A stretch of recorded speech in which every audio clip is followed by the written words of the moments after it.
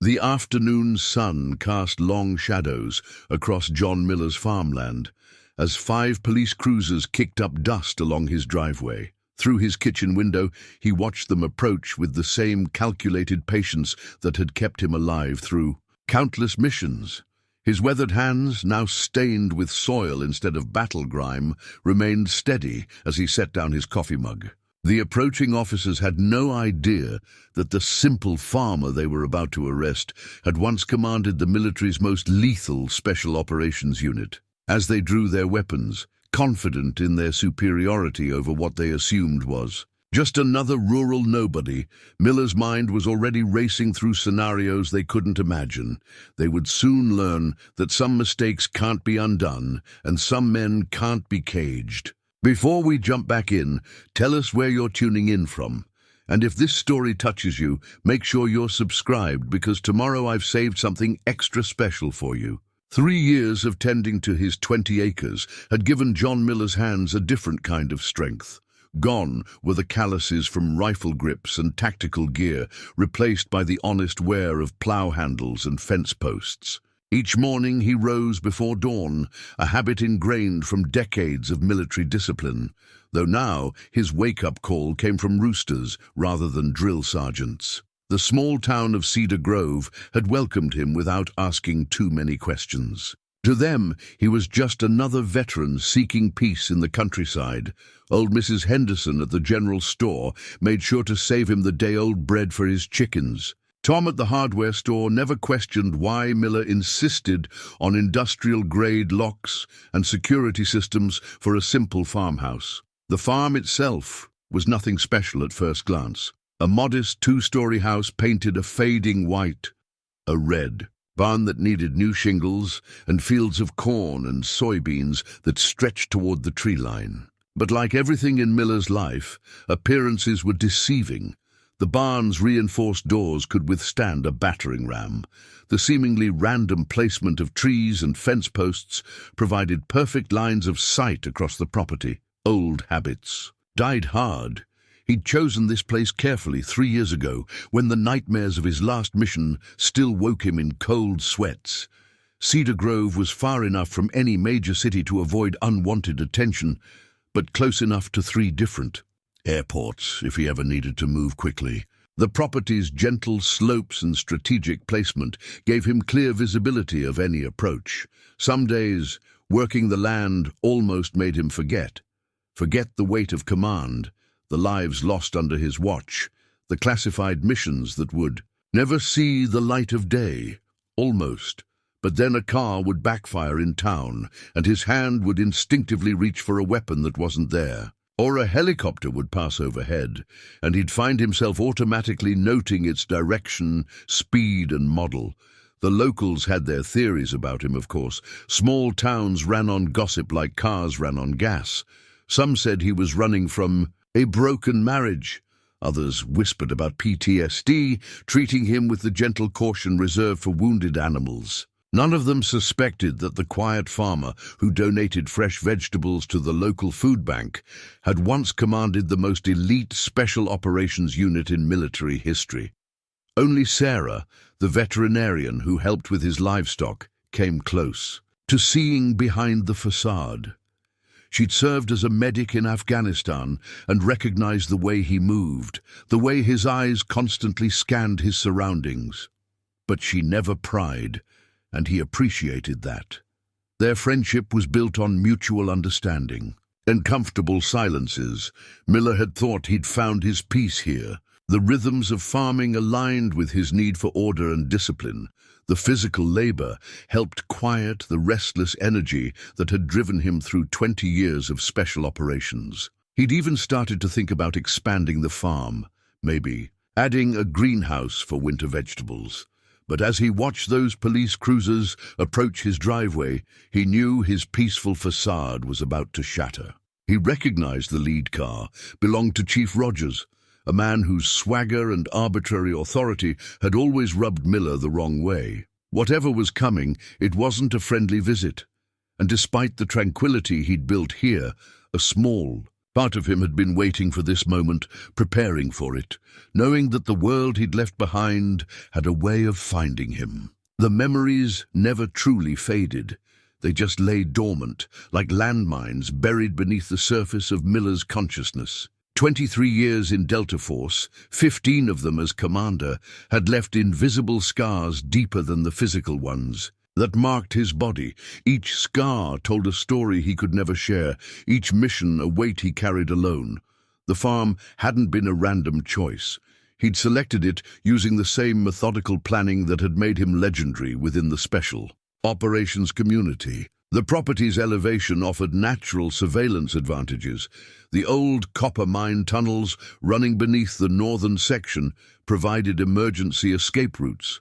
The dense forest to the east could conceal a dozen men or hide one man from a dozen searchers. In his bedroom closet behind the flannel shirts and work boots lay a sealed case. Inside rested the contents of his other life, heavily redacted mission reports, medals he never displayed, and a satellite phone that could still connect him to operators scattered across the globe. He hadn't opened it in 2 years, but he checked the seals weekly. Some tools you never truly put away. His last mission still haunted him. Kandahar 2022. What should have been a straightforward extraction turned into a 48-hour firefight. The intel had been wrong. His team walked into an ambush that cost 3 good men their lives. Miller got the remaining team out, completed the mission, and submitted his retirement papers the same day. The official reports called it a success. The nightmares told a different story. The farm's daily routines helped quiet those ghosts. Planting seeds required the same patience as planning an operation. Monitoring weather patterns used the same observational skills as tracking enemy movements. But he never fully relaxed.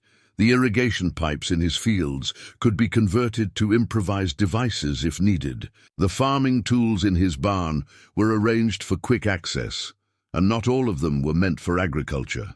His neighbors saw his preparedness as the quirks of a veteran. They didn't notice how he'd gradually influenced the town's security. The new emergency response protocols he'd suggested to the fire department.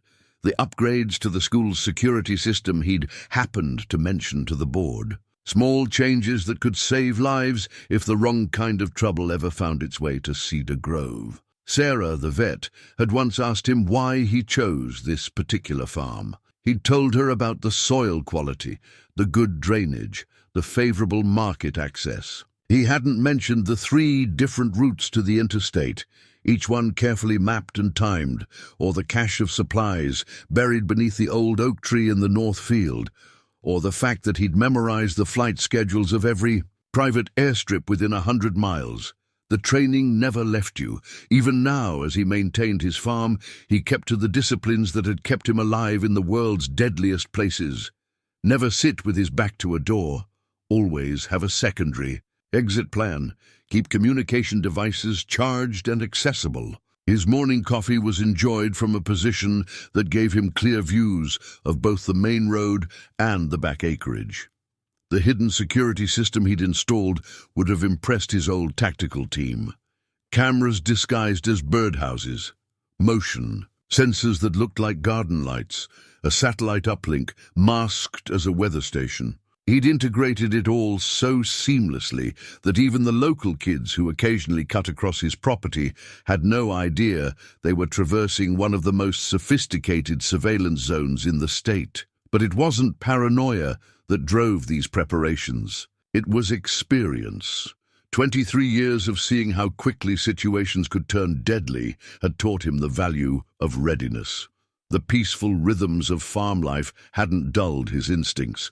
They'd just given them a different focus. Police Chief Marcus Rogers ruled Cedar Grove with an iron fist wrapped in small-town politics. From his office overlooking Main Street, he'd spent 15 years building his own little kingdom, where justice bent to his will like wheat in the sear. He wind.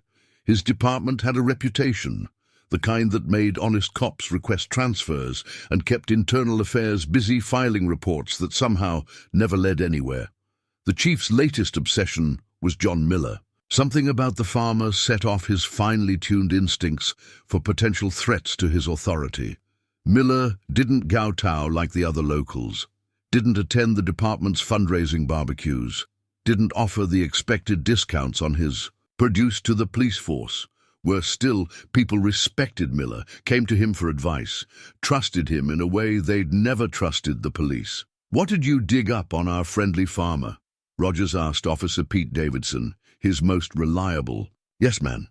Davidson's loyalty had been bought years ago with overlooked DUIs and profitable off-duty security assignments. "Not much on paper, Chief. Military service records are mostly classified. No criminal record. Pays his taxes. Keeps to himself." Davidson shifted uncomfortably in his chair. "But there's something else. Remember that federal task force that came sniffing around last month? One of them asked about Miller's farm. Real casual-like, but they were interested." Rogers's jaw tightened. Federal attention was the last thing he needed, not with the upcoming property development deals he'd worked so hard to arrange. The town council had already approved rezoning several farms for a new shopping complex, a project that would make certain people very rich, himself included. Miller's farm sat right in the middle of the proposed development. "We've given him chances to play ball," Rogers growled, pulling a file from his desk. "Time to show our farmer friend how things work in Cedar Grove." The file contained carefully fabricated evidence, anonymous tips, suspicious bank transactions, a baggie of planted drugs ready for discovery. What Rogers didn't know, what his arrogance prevented him from discovering, was that his own department was already compromised. Deputy Sarah Martinez had been quietly documenting his misconduct for months, building a case for the state police. But she knew timing was crucial. Rogers had friends in high places, connections that had protected him through 3 previous investigations. The chief stared out his window at the town he considered his personal property. He'd started small, taking bribes to overlook minor infractions, letting wealthy residents avoid DUI charges, ensuring building inspectors looked the other way for the right price. Over the years, his operation had grown more sophisticated. Now he controlled everything from construction contracts to property values.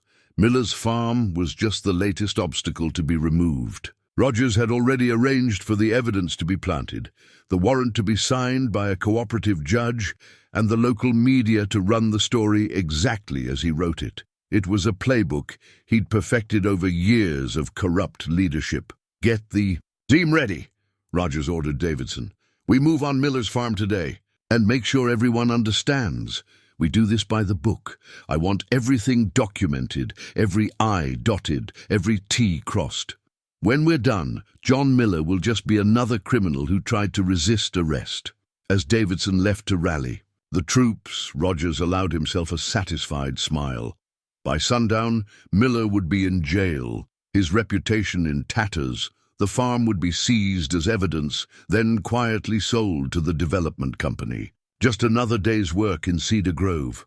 What Chief Rogers couldn't know was that he'd just set in motion events that would destroy everything he'd built. His carefully constructed kingdom was about to face a force it had never encountered. A man who had spent his life dismantling bigger threats than a corrupt small-town police chief. Miller counted 5 police cruisers total, their lights flashing uselessly in the bright afternoon sun. 8 officers, all wearing tactical vests despite the summer heat, spread out across his front yard in a standard containment pattern. Amateur.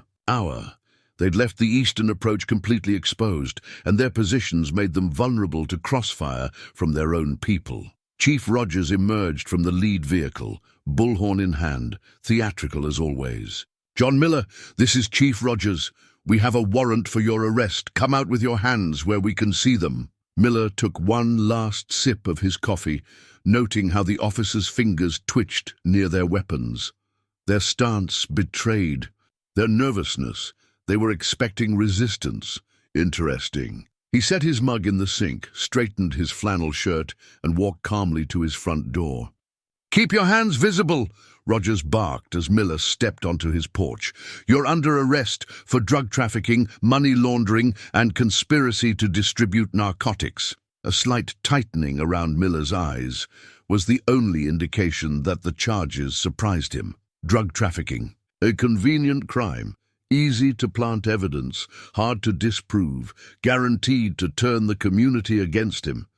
He'd seen similar tactics in third-world countries where local warlords wanted to seize valuable property. "Officers," Miller said, his voice carrying across the yard with parade ground authority, "I believe you're making a mistake."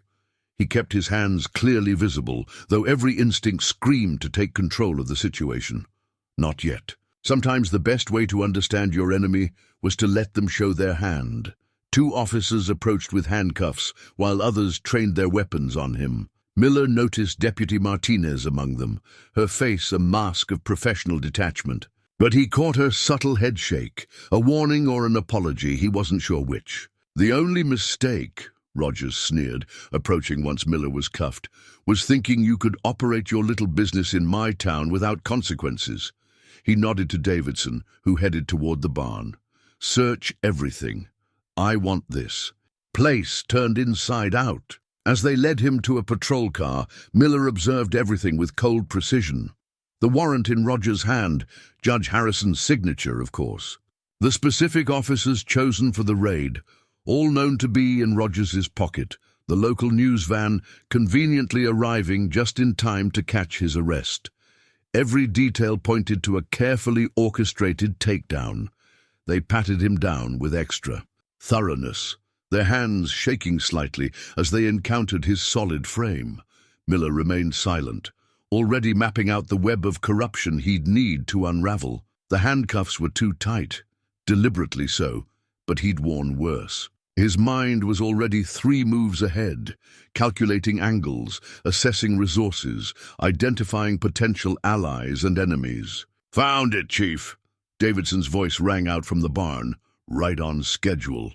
Miller watched through the patrol car's window as the officer emerged with a duffel bag that hadn't been there an hour ago, the planted evidence, right where they wanted to find it. As they drove him away from his farm, Miller appeared to be just another stunned suspect heading for booking. But behind his calm exterior, tactical assessments and contingency plans were already forming. Rogers had just started a game he wasn't equipped to finish, and Miller had been playing at a much higher level for far longer. The chief might have thought he was caging a simple farmer, but he'd just imprisoned a wolf among his sheep and Miller's. Measured compliance wasn't submission, it was reconnaissance. The Cedar Grove police station's holding cells smelled of bleach and stale sweat. Miller sat on the thin mattress, his back against the concrete wall, eyes half closed but missing nothing. The booking process had been enlightening. Officer Thompson's nervous fumbling with the fingerprint scanner, the booking sergeant's apologetic glances, and most importantly, Deputy Martinez's deliberate slowness in processing his paperwork. Standard procedure would have placed him in the county jail, but Rogers wanted him close. Control the narrative, control the evidence, control the prisoner. Basic tactics, but sloppy in execution. They'd left him in his own clothes, minus his belt and boots. They'd done a cursory search, but missed the flexible metal strip sewn into his shirt collar, a remnant of old habits that might prove useful. "Comfortable, farmer?" Rogers appeared outside the cell, Davidson hovering behind him like an eager shadow. "Found quite the operation in your barn. Care to explain where a simple farmer gets that kind of product?" Miller opened his eyes slowly, fixing Rogers with the same steady gaze that had once stared down warlords. "I would like to speak with my lawyer." His voice was measured, calm, the voice of a man who had faced far worse situations than a holding cell in a small-town police station. "Lawyer?" Rogers laughed. "Sure, you'll get your phone call, but it's Friday afternoon. Doubt any decent lawyer will make it here before Monday. Plenty of time for us to have a nice, long chat about your business activities." Miller noted the security camera in the corner, its red light conspicuously dark. Another mistake.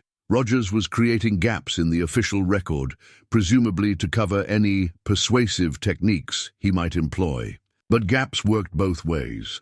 Through the small window in his cell door, Miller observed the station's layout.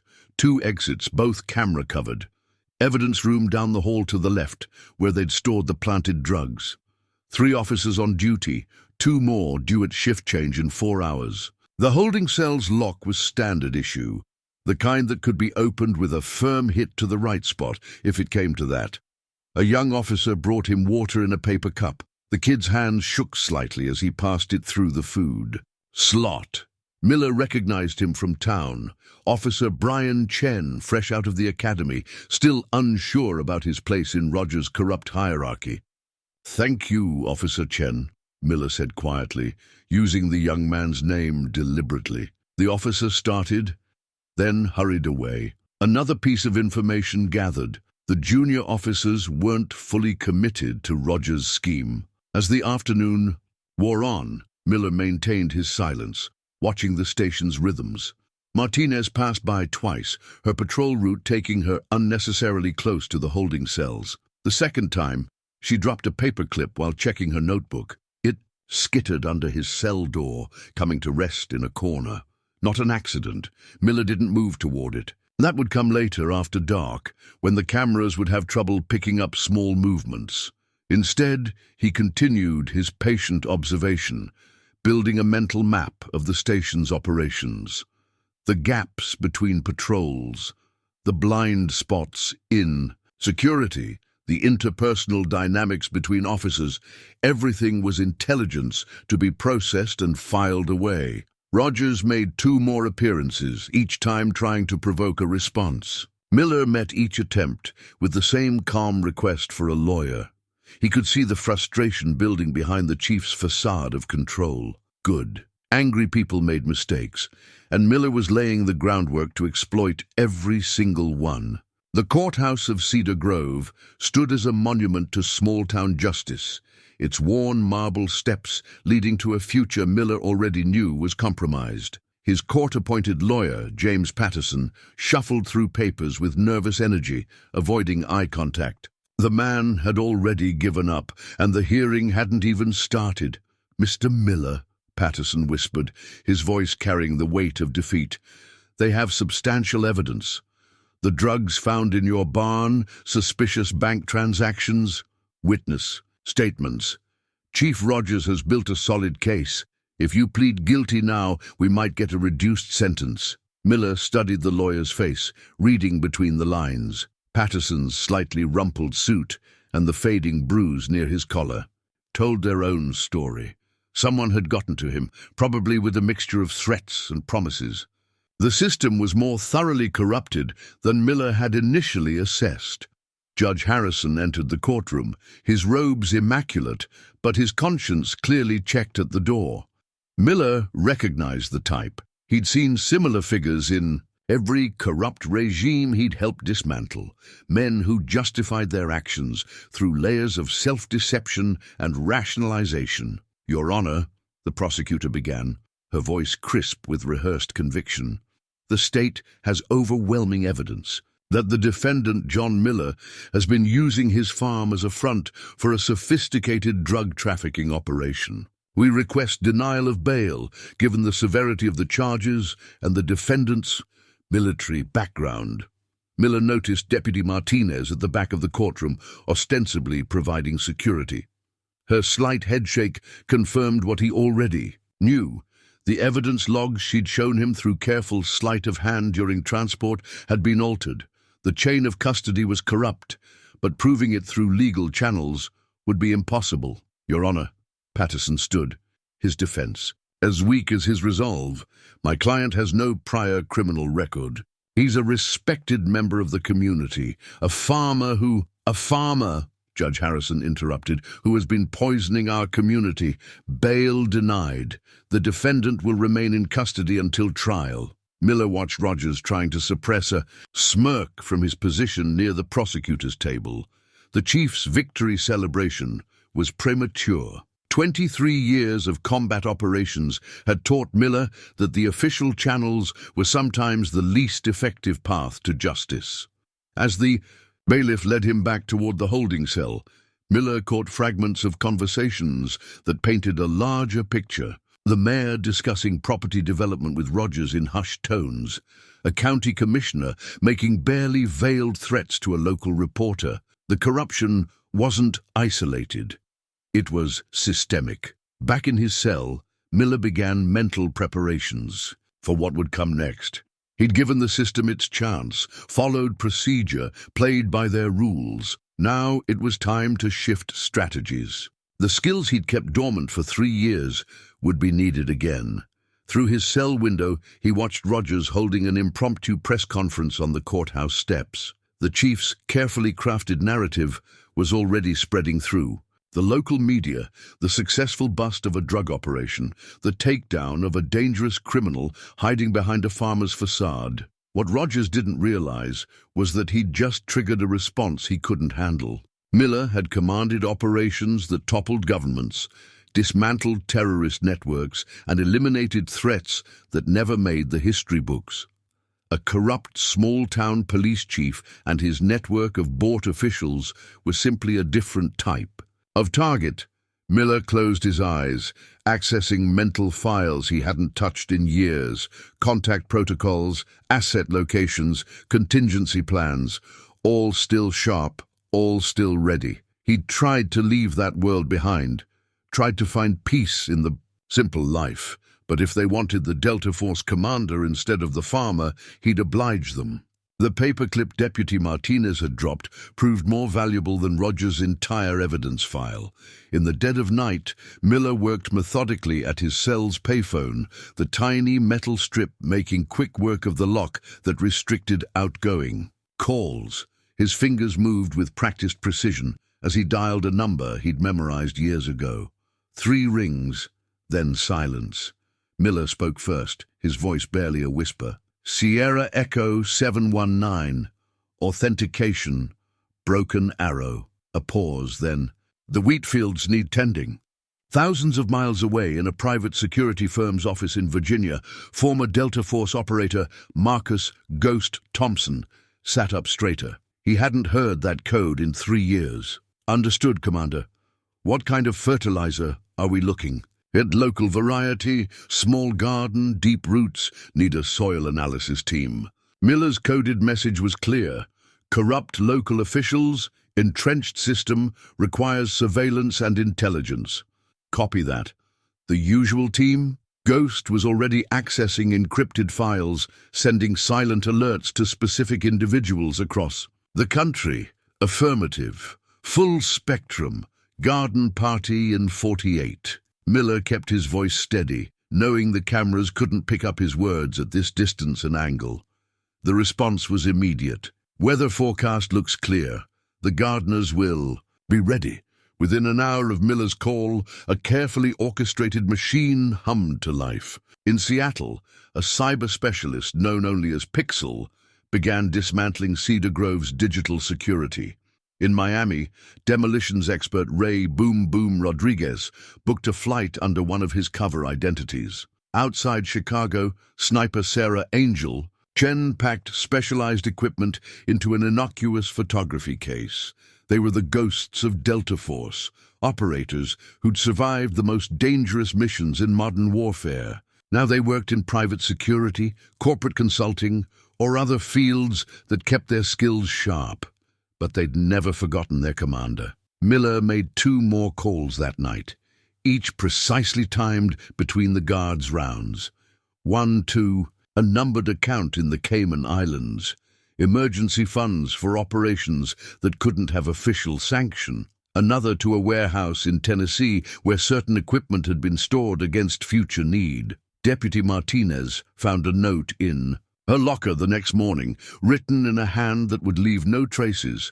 Watch the North Road tomorrow. Count visitors. She understood immediately. Miller was establishing a timeline for his team's arrival. In his cell, Miller began his own preparations. Each morning exercise routine now included specific stretches to ensure his body was ready for what was coming. He memorized the patrol patterns, the shift changes, the small details that would matter when timing became critical. Through the courthouse grapevine, he heard about Rogers' growing paranoia.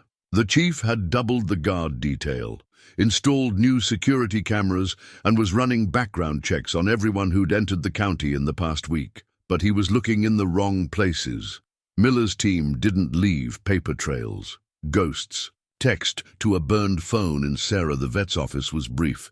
Garden supplies arriving. Prepare the shed. She'd been Miller's emergency contact since he'd moved to Cedar Grove, though she'd never known the full scope of his contingency plans. By sunset, Miller's tactical network was fully activated. Surveillance teams were en route. Safe houses were being established, and the digital groundwork was being laid. Rogers thought he had trapped a simple farmer. Instead, he'd activated a response team that had toppled dictators. In his cell, Miller allowed himself a small smile. He'd hoped to never need these protocols again, to leave that life buried in classified files. But his old team's response had been immediate and absolute. Some bonds went deeper than retirement, deeper than time. The pieces were in motion. Now it was just a matter of patience, a skill Miller had mastered long before he ever touched a plow. Officer Chen noticed it first. Subtle changes in Cedar Grove's rhythm that set off warning bells in his rookie instincts. The morning coffee crowd at May's Diner included 3 new faces, all carrying high-end camera equipment, claiming to be nature photographers. Their hands bore calluses that didn't come from holding cameras. At the local motel, 4 rooms had been rented by separate guests who never seemed to be in them. The parking lot had gained a collection of rental cars with consecutive plate numbers, a detail that made Chen's police academy training tingle. But when he brought it up at the morning briefing, Rogers shut him down. "Focus on real threats, rookie," the chief barked. "Miller's locked up tight. Stop jumping at shadows." Deputy Martinez watched this exchange with careful neutrality, but her mind was racing. She'd counted 7 new arrivals through the North Road yesterday, just as Miller's note had suggested. Each one perfectly normal on the surface, each one carrying an air of contained lethality she recognized from her military days. The local media was getting nervous too. Their attempts to run follow-up stories on Miller's arrest kept hitting dead ends. Computer systems mysteriously crashed when they tried to access certain records. Key witnesses became suddenly unreachable. The newspaper's editor found his archived photos of Miller corrupted, showing only blank spaces in their digital files. Sarah, the vet, noticed increased traffic past her clinic, which offered a clear view of the police station's back entrance. A wildlife photographer had spent hours documenting local birds from her parking lot. She'd brought him water, noting how his binoculars seemed more military-grade than civilian, how his casual questions about her friendship with Miller carried weighted undertones. Rogers began feeling the pressure, though he couldn't pinpoint its source. His usual information channels had gone oddly quiet. Confidential informants missed check-ins. Security cameras around town suffered periodic glitches. His home alarm system triggered twice with no apparent cause. "Something's not right," he complained to Davidson in his office, papers scattered across his desk. "Miller's too calm. Been in that cell 4 days and he hasn't made a single complaint. Hasn't even asked about his farm." Davidson shifted uncomfortably. "Maybe he's just accepted." A knock interrupted them. Officer Thompson entered, his face pale. "Chief, there's a problem with the evidence logs. The drug samples we collected. The lab says they never received them." Rogers exploded from his chair. "What do you mean they never received them? I watched you log them myself. System shows they were signed out for transfer, but there's no record of arrival. And the physical logs, they're gone. Just blank pages where the entries should be." In his cell, Miller maintained his routine, but subtle changes marked his preparation. His exercises grew more focused, emphasizing flexibility and quick movements. He spent hours in apparent meditation, but his eyes tracked every movement in the station with tactical precision. The hardware store reported unusual purchases: cable ties, basic tools, electrical supplies. Each buyer was different, each transaction perfectly legal, but together they formed a pattern that would have alarmed anyone who knew what to look for. Local kids reported seeing lights in Miller's abandoned farm at night, but police patrols found nothing. The motion sensors Rogers had ordered installed around the property kept triggering, but searches revealed only empty fields and shadows. Deputy Martinez noticed other changes. Her secure police email account had received a series of blank messages, each exactly 17 minutes apart. The old military base frequency she monitored out of habit began picking up brief bursts of static at regular intervals. Cedar Grove was transforming, like a battlefield being prepped for an operation. Most citizens carried on with their daily routines, oblivious to the invisible forces gathering around them. But those with the right training, the right experience, could feel it. The calm before a storm, the tension before an ambush. Rogers increased patrols, added security to the station, and ordered his officers to maintain high alert. But he was fortifying against a frontal assault that would never come. He didn't understand that his real threat wasn't outside the station. It was already inside, sitting quietly in a cell, watching everything with patient, predatory eyes. The first domino fell at exactly 3:47 a.m. when Cedar Grove's entire police communication system crashed. No radios, no computers, no cell signals within a 2-block radius of the station. Officer Davidson, manning the night desk, found himself staring at blank screens while dispatchers' phones rang endlessly, with no way to answer. In the confusion, no one noticed Miller's cell door was already unlocked. He hadn't left. That wasn't the objective. This was about sending a message. "Ghost, checkpoint 1, Miller whispered into the darkness, knowing the surveillance system his team had compromised would catch his words. "Execute phase 2. Across town, in Judge Harrison's pristine office, a different kind of chaos was unfolding. The judge arrived for an early morning meeting to find every file in his computer replaced with detailed records of his corruption. Property deals, bribe payments, case fixing, all meticulously documented and copied to every screen in the building.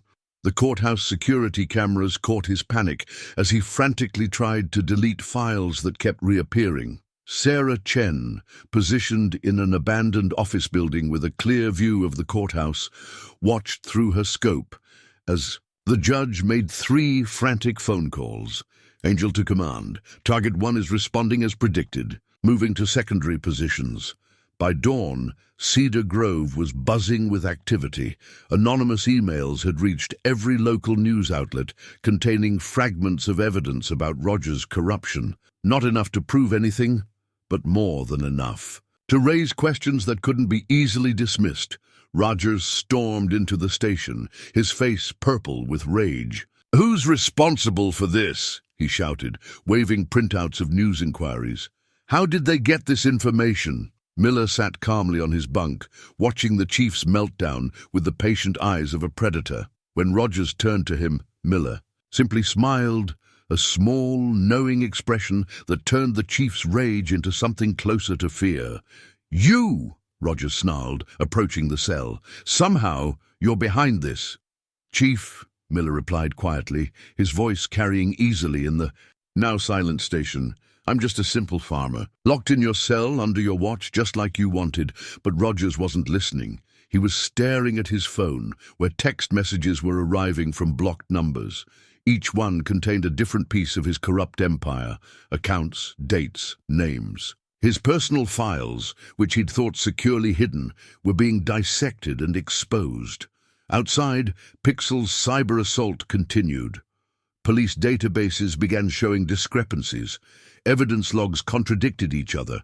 Security camera footage from the day of Miller's arrest showed obvious signs of tampering that hadn't been there before, but now couldn't be denied. "Sir?" Officer Chen appeared at Rogers' office door, his young face troubled. State police are on their way. Something about irregularities in our evidence handling procedures. Davidson burst in next. Chief, Judge Harrison just called. He's recusing himself from Miller's case, citing potential conflicts of interest. What's going on? Miller's orchestration was perfect. Each revelation forced Rogers to react, to make mistakes, to expose more vulnerabilities. The chief's carefully constructed world was being dismantled with surgical precision by an enemy he couldn't see or fight. Deputy Martinez watched it all unfold, maintaining her cover while feeding information to Miller's team. She noticed how each crisis seemed designed not just to create chaos, but to reveal specific corruption. It wasn't random, it was choreographed. By midnight, Rogers's kingdom was showing clear cracks. 3 officers had called in sick, unwilling to face mounting questions. The local newspaper was running a special investigation. State police investigators had set up camp in the conference room, combing through years of suspicious cases. And in his cell, Miller continued his routine, appearing completely uninvolved in the chaos around him. But those who looked closely might have noticed the satisfied glint in his eyes. The first strike had landed perfectly, and this was just the beginning. Rogers paced his office like a caged animal, phone pressed to his ear. "I don't care what it costs. Get me more men, professional ones. Someone's waging war on my department, and I want it stopped." His free hand trembled as he poured his fourth whiskey of the morning, spilling expensive liquor on case files he no longer trusted. Within hours, unmarked vehicles began arriving in Cedar Grove. Men with military haircuts and concealed weapons took up positions around the station. Rogers had called in every favor, emptied secret accounts, and activated his own network of mercenaries, former soldiers without Miller's ethics or training, but with plenty of experience in brutal enforcement. "Chief," Davidson entered, looking over his shoulder nervously. "Our new friends are making people uncomfortable." The grocery store owner called about 2 of them, questioning his employees about Miller, said they were pretty rough about it. "I don't care about comfortable," Rogers snapped. "I care about containing this situation." "Where's Martinez?" called. "In sick, doctor's note and everything." Rogers slammed his glass down. Another piece out of place. His instinct screamed that everything was connected, but he couldn't prove it. His surveillance photos of Miller's known associates had mysteriously vanished. Background checks on newcomers in town came back clean, suspiciously clean. At the local bank, the manager discovered all records of Rogers's special accounts had been encrypted with an unbreakable code. The development company behind the planned property seizures received anonymous evidence of their previous illegal dealings. One by one, Rogers's allies were being isolated and neutralized. Miller's team watched the mercenaries' arrival with professional interest. 6 4-man teams. Ghost reported through secure channels. Ex-military, mostly dishonorable discharges. They're setting up a perimeter, but their patterns are sloppy. They're escalating exactly as predicted, Pixel added from her mobile command center. Local internet traffic shows they're trying to trace our digital strikes. Amateurs. I'm feeding them false trails. In his cell, Miller noted the increased activity. The mercenaries' presence changed the timeline, but not the strategy. Each heavy-handed action they took, each citizen they intimidated, only served to turn the town further against Rogers's regime. Sarah the vet found her clinic surrounded by suspicious men asking questions about Miller.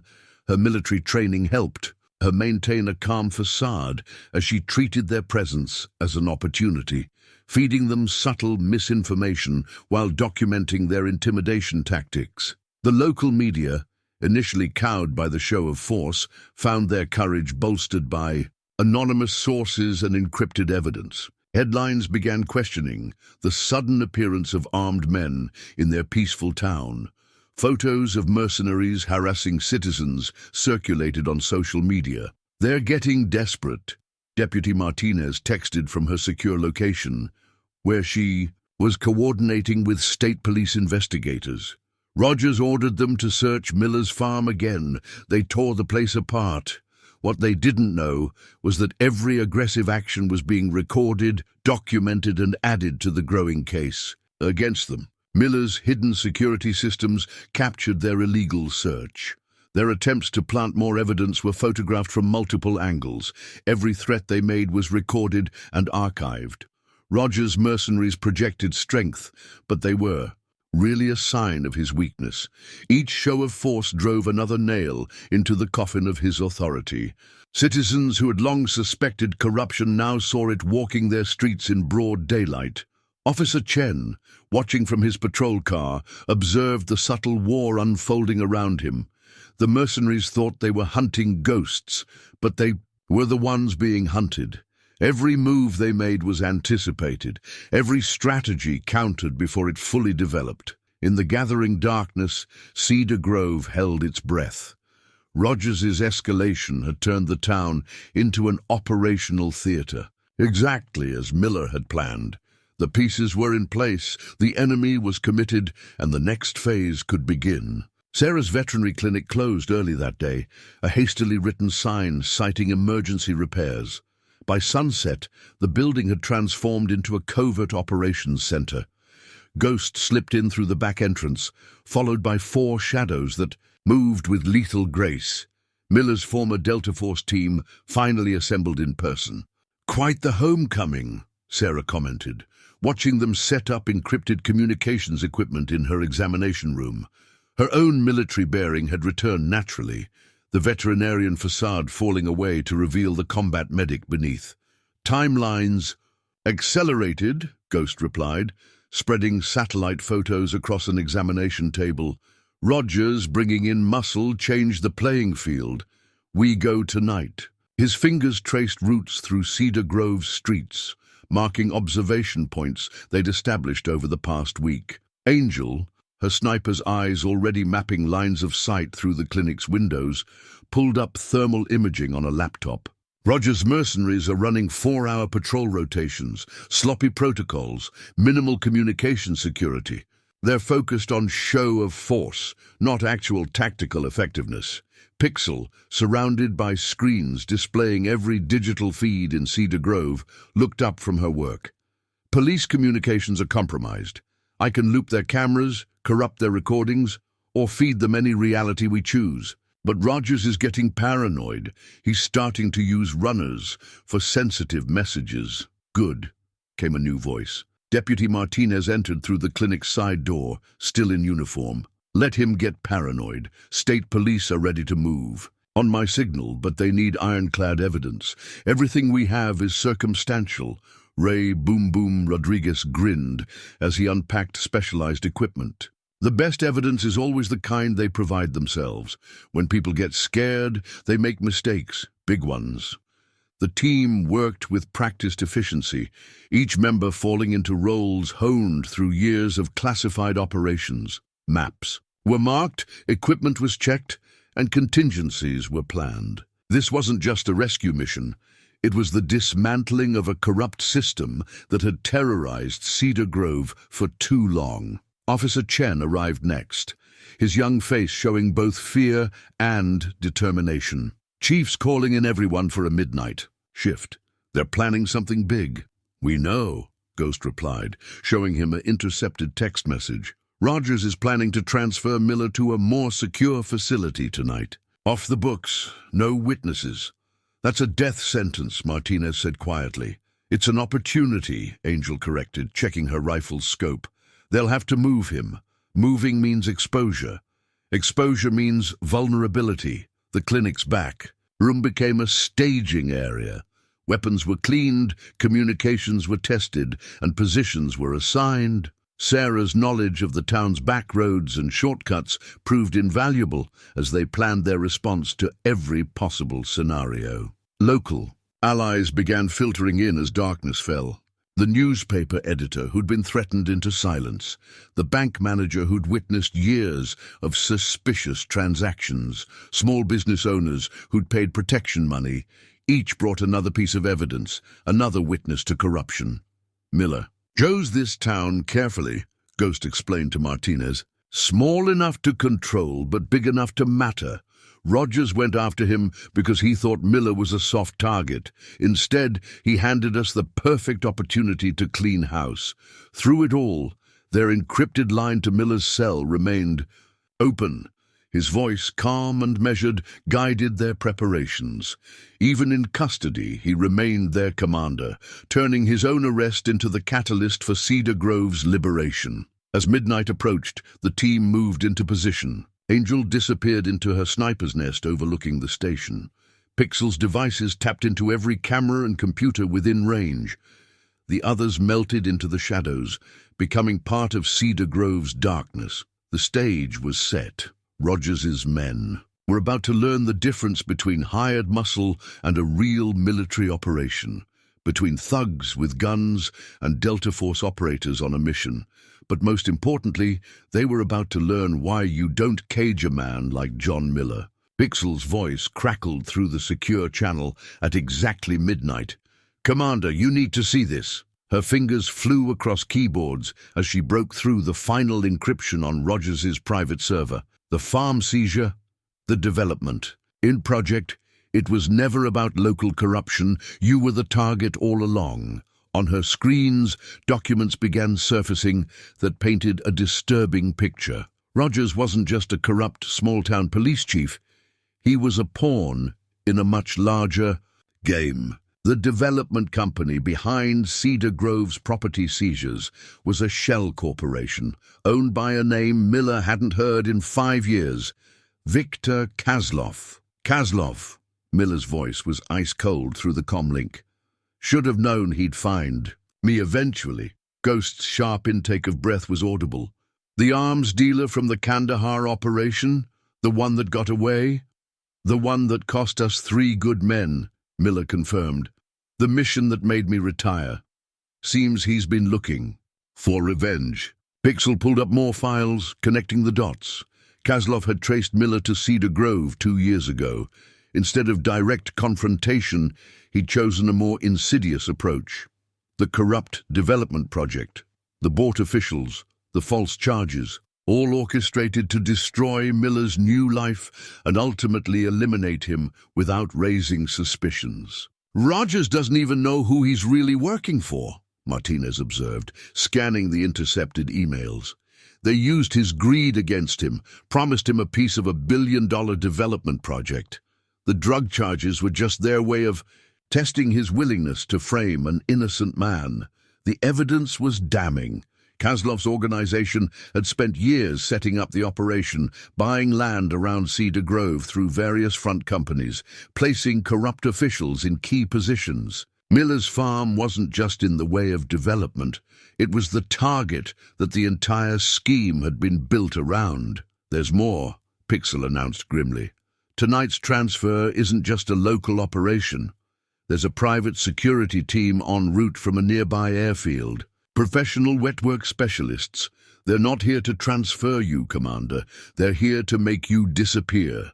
Sarah's clinic became a hub of rapid activity as the team processed this new intelligence. The local corruption they'd been fighting was just the surface. Beneath it lay an international vendetta, a carefully planned operation by one of the most dangerous arms dealers in the world. "Kozlov's gotten smarter," Miller analyzed. "No direct confrontation, no obvious connection. If I died resisting arrest or during an escape attempt, it would look like local justice gone wrong. Clean, deniable, and it would destroy the reputation I've built here." Angel's voice cut through the channel. Multiple vehicles approaching from the north. Professional drivers, evasive patterns, not our usual mercenaries. "Timelines accelerated," Ghost announced. "Kozlov's team will be here in 20 minutes. Rogers's men are already setting up a perimeter around the station." The revelation changed everything. This wasn't just about exposing corruption anymore. It was about preventing an assassination and bringing down an international criminal organization. The evidence they'd gathered wasn't just for local authorities. It would be valuable to federal agencies tracking Kozlov's operations. Martinez quickly coordinated with her state police contacts, but now included federal authorities. They're mobilizing, but they won't get here in time to prevent the transfer attempt. Miller's calm voice anchored the mounting tension. Kozlov made one critical mistake.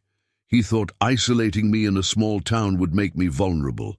Instead, he gave me exactly what I needed: a clear playing field and a legitimate reason to shut down his entire operation. Through the surveillance feeds, they watched Rogers pacing in his office, unaware that he was merely a disposable piece in a much larger game. His hired muscle patrolled the streets, not realizing they were about to face operators who had dismantled entire terrorist networks. All these years, Miller mused, I thought I was hiding from my past. Turns out, I was exactly where I needed to be when Kozlov finally made his move.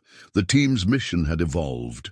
Now they weren't just saving their commander, they were finishing an operation that had begun in Kandahar 5 years ago. Kozlov had spent years and millions of dollars setting up an elaborate trap. In less than 20 minutes, he would learn that he'd actually trapped himself. Well, Ghost said, checking his weapons, at least now we know why the commander chose a farm with such good tactical advantages. Miller's quiet chuckle carried through the comm. I never really retired. I was just waiting for the right target to come to me. Ghost's team moved through Cedar Grove like shadows, each operator taking their assigned positions with lethal precision. The quiet town had become a chessboard, and every piece was being carefully positioned for the coming storm. Angel, in position, came the whisper through secure comms. From her perch in the church bell tower, she had clear lines of sight to both the police station and all major approach routes. Her specialized rifle could reach any point in the operational zone. Pixel. Status? Miller's voice remained steady from his cell, where he continued his pretense of quiet compliance. Security systems compromised. I can kill their lights, phones and cameras on your mark. Got eyes on Kozlov's team too. Thermal imaging shows 3 vehicles, 12 operators total. Heavy weapons. Her fingers danced across multiple keyboards. In Sarah's clinic, they're good, but their communications aren't encrypted to Delta standards. Rodriguez had transformed the town's drainage system into a tactical advantage, placing remote-triggered surprises at key intersections. Boom boom in place. If anyone tries to rush the station, they'll find the road's got teeth. Martinez coordinated with her trusted officers, positioning them to contain rather than engage. State police are holding position 10 minutes out. They'll move only on our signal. We need Kozlov's team fully committed first. Through surveillance feeds, they watched Rogers grow increasingly agitated as 0 hour approached. The chief was visibly sweating, checking his phone constantly for updates from his mysterious benefactors. He had no idea he was about to be caught between Delta Force operators and professional assassins. Chiefs calling in the transfer team. Officer Chen reported from inside the station. They're gearing up now.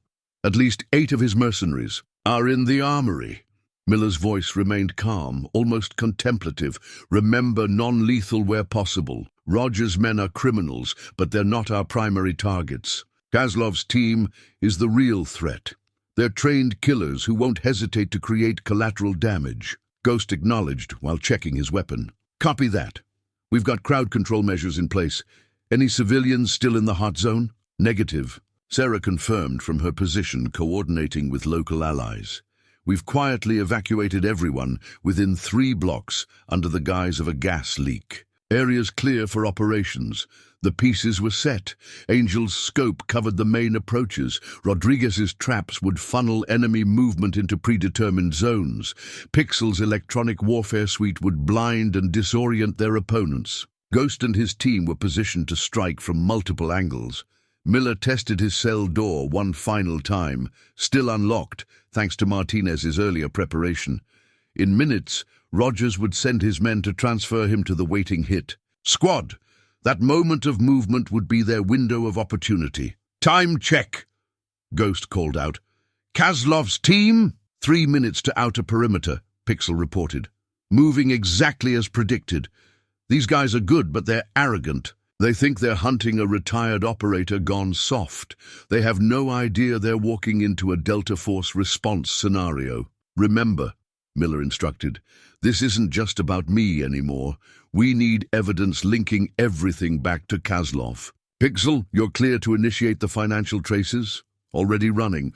Once this starts, every dirty transaction Rogers ever made for Kozlov's shell companies will be exposed.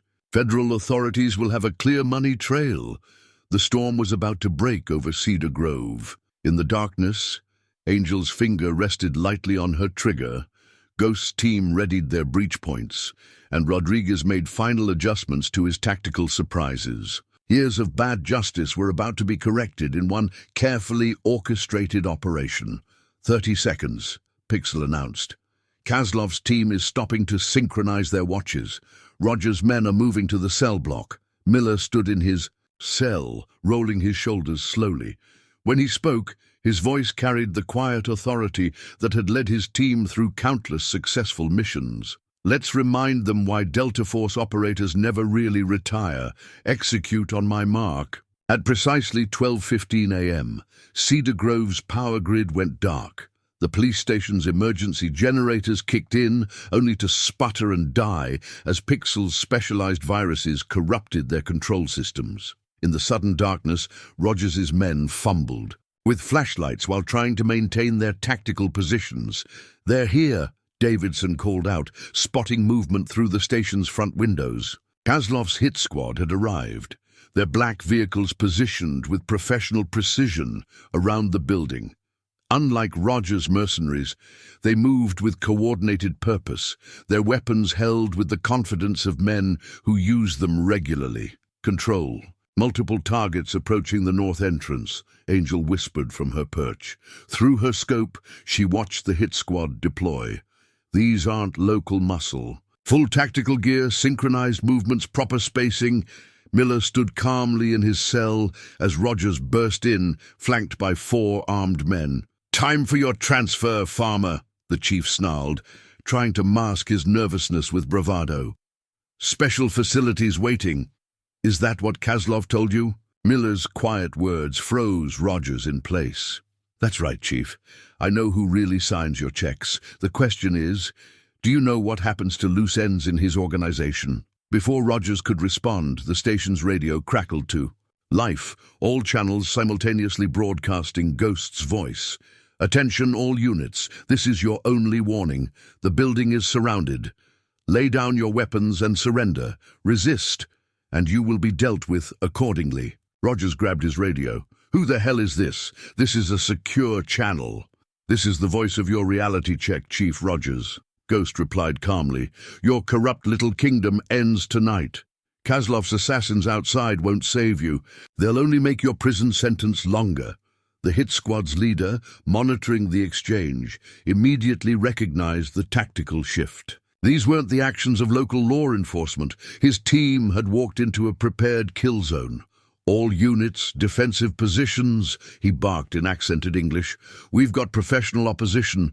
Possible federal response team." Rodriguez's verse surprise detonated. Non-lethal flashbangs buried in the parking lot, timed to disorient both Rogers' men and Kozlov's team. The carefully choreographed chaos had begun. Inside his cell, Miller watched Rogers' face shift from confusion to fear as he realized how completely he'd lost control. The chief's mercenaries were radioing in reports of shadow movements on every side, while Kozlov's professionals tried to establish a secure perimeter against an enemy they couldn't see. "Last chance, Chief," Miller said quietly. "Surrender now, or learn why Delta Force operators are the most feared soldiers in the world." "Delta," Rogers whispered, the blood draining from his face as he finally understood who he'd tried to cage. Angel's voice cut through the comms. "Target vehicles attempting to reposition. Permission to disable?" "Granted," Miller commanded. "Non-lethal. Only, let's show them the difference between professionals and assassins." 3 precise shots rang out. 3 vehicles suddenly sat on flat tires, their tactical advantage eliminated. Kozlov's men scrambled for cover. now caught between the building they were supposed to assault and an unseen force systematically dismantling their operation. Inside, Officer Chen and Martinez had quietly positioned themselves to contain Rogers's response team. The younger officers, seeing the professionalism of the operation surrounding them, began lowering their weapons. "Chief," Davidson said, his voice shaking, "we need to stand down. These aren't regular feds. Look at how they move, how they coordinate. We're up against something way above our pay grade."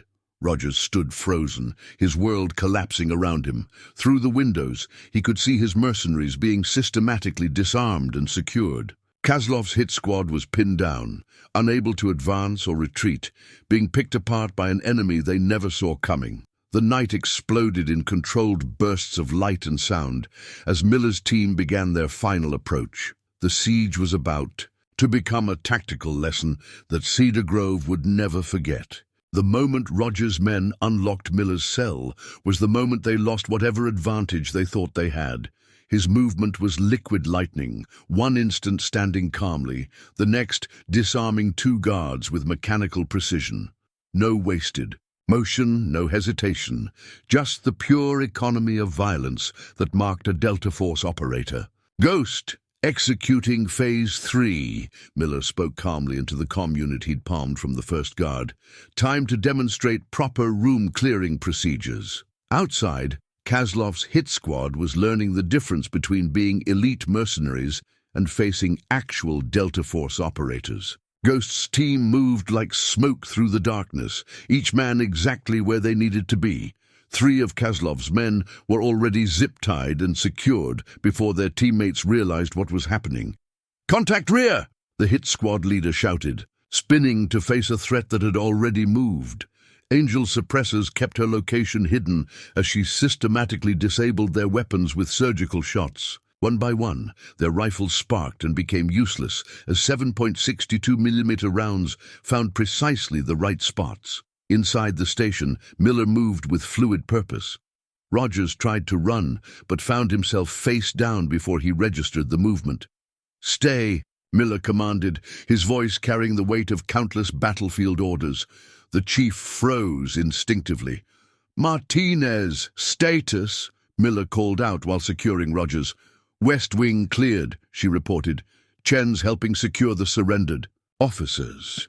Most of them laid down arms the moment they realized what they were up against. Rodriguez's voice crackled through. "East entrance sealed. 2 of Kozlov's men tried to breach through the basement. They're taking a nap now. Non-lethal, as ordered." Miller moved through the station like a force of nature, each step calculated, each action precise. When 2 of Rogers's die-hard mercenaries tried to make a stand in the armory, they found themselves disarmed and disabled so quickly their minds couldn't process the sequence of movements. "Commander," Ghost's voice held a note of appreciation, "you haven't lost a step." "Some skills you never forget," Miller replied, securing another pair of Kozlov's men who had tried to breach through a window. Their professional training meant nothing against decades of Delta Force experience. "Pixel, how's our evidence collection? Downloading everything." Rogers' panic made him sloppy. He left all his communications with Kozlov's organization open on his computer. Federal authorities will have a field day with this. Outside, the hit squad leader made his final mistake, attempting to call in reinforcements. The moment he activated his satellite phone, Pixel systems locked onto the signal, tracing it back through layers of security to Kozlov's network. "Got it," she exclaimed. "Full connection to Kozlov's communication hub. Uploading. Everything to federal databases now. He won't be able to deny his involvement."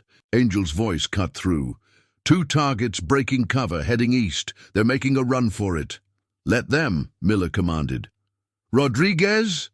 A series of small explosions erupted along the escape route, carefully placed non-lethal charges that filled the area with riot control gas. The runners stumbled right into the waiting arms of Ghost's containment team.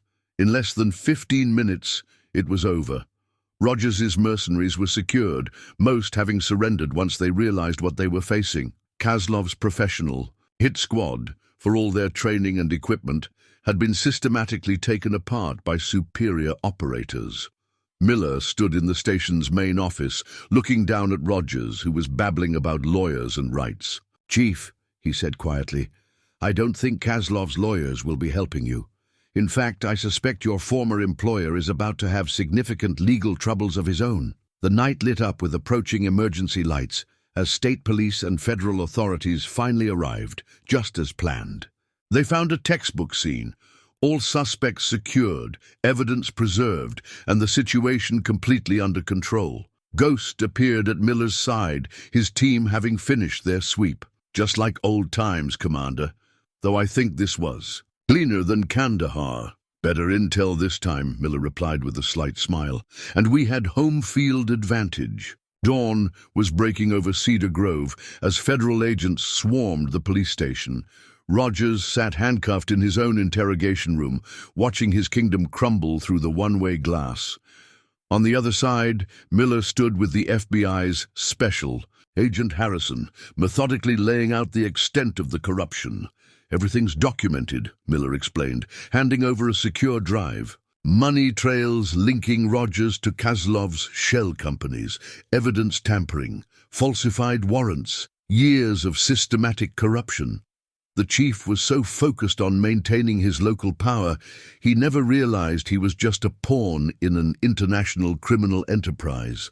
The captured hit squad members were proving surprisingly talkative after learning their employer's entire network was being dismantled. Kaslov's carefully constructed criminal empire was unraveling in real time as Pixel's cyber assault exposed. And connection after connection.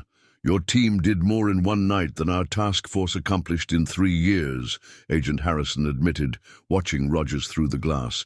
"We've been trying to link Kaslov to his U.S. operations but could never find concrete evidence." "He got sloppy," Miller replied, "made it personal. The best tacticians know you never let emotion drive your strategy." He turned as Martinez entered, carrying a fresh stack of evidence bags. "Did you find it?" She nodded, producing Rogers's personal ledger. "Hidden compartment in his desk, just like you said. Full records of every bribe, every deal, every piece of property seized and resold to Kaslov's front companies. He documented everything." Through the station windows, Miller could see Sarah treating minor injuries from the night's operation. Ghost's team had been thorough but careful. Not one serious casualty, despite the potential for deadly force. Even Kaslov's professional hit squad had been subdued with precision rather than brutality. "Commander!" Pixel's voice came through his earpiece. "You're going to want to see this. Just cracked Rogers's personal email server. Found messages going back 5 years.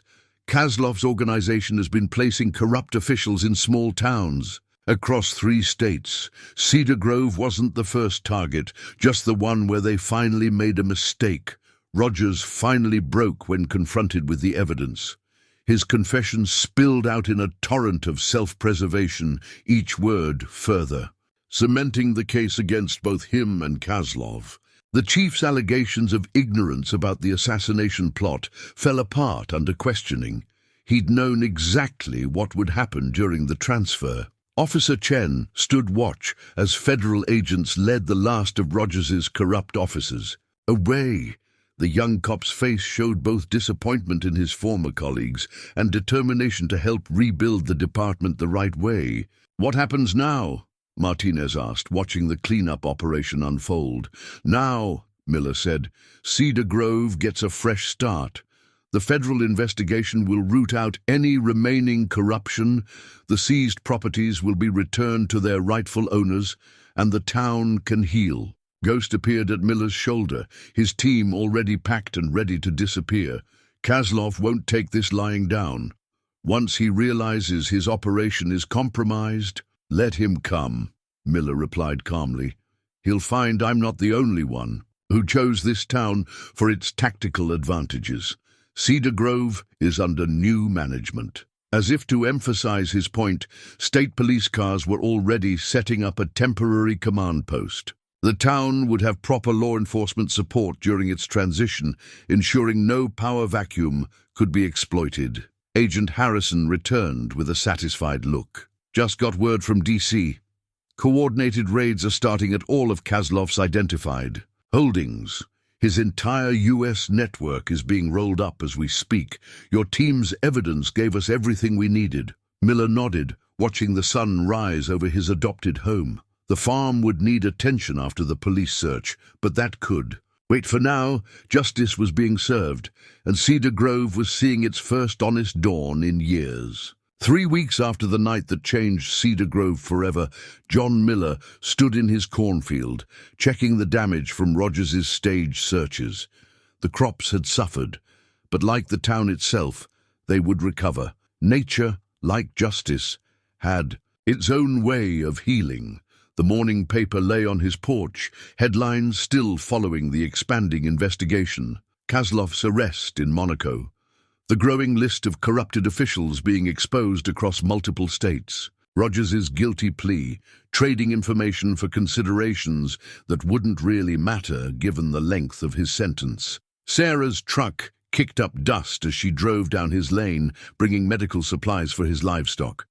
Their friendship had deepened since the incident, her role in the operation having proved invaluable.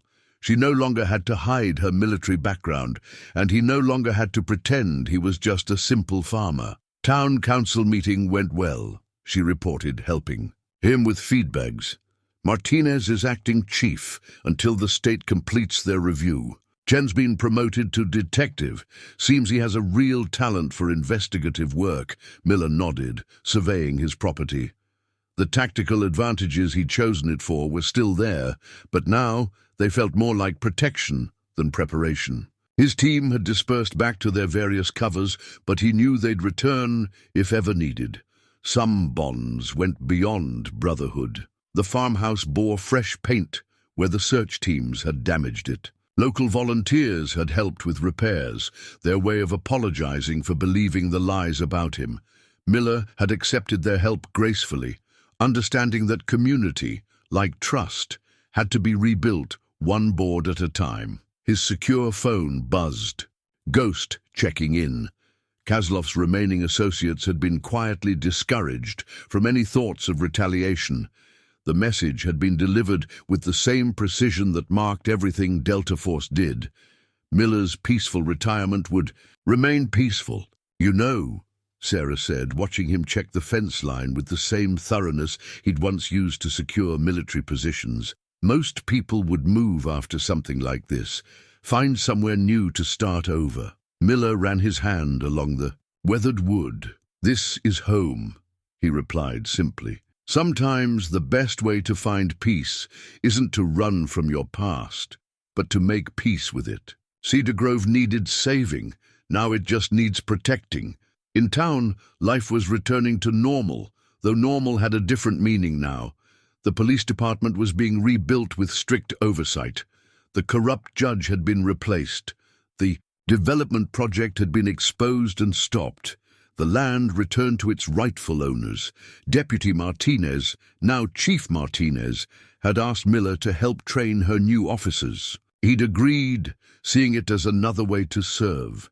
His experience could help shape a new generation of law enforcement, ones who understood the difference between authority and power. The afternoon sun cast long shadows across his land, not unlike the day Rogers' cruisers had first arrived. But now those shadows held no threats, no hidden agendas. His farm was just a farm again, his town just a town. If trouble ever returned, it would find both ready. Miller smiled as he headed back to his porch, at peace with both who he had been and who he had become. Sometimes the most effective warrior was the one who chose to be a farmer, and the most powerful weapon was the choice of when not to use force at all. The setting sun painted Cedar Grove in shades of gold, a town reborn through the crucible of justice. And in his rocking chair, watching twilight settle over his fields, sat a simple farmer who had never really retired at all.